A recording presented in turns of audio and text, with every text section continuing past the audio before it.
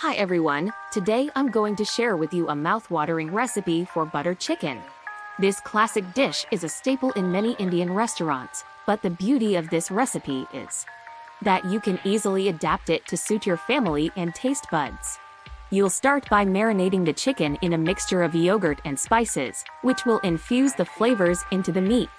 After marinating for at least 2 hours, you'll grill or sear the chicken on all sides until it's golden brown and cooked through.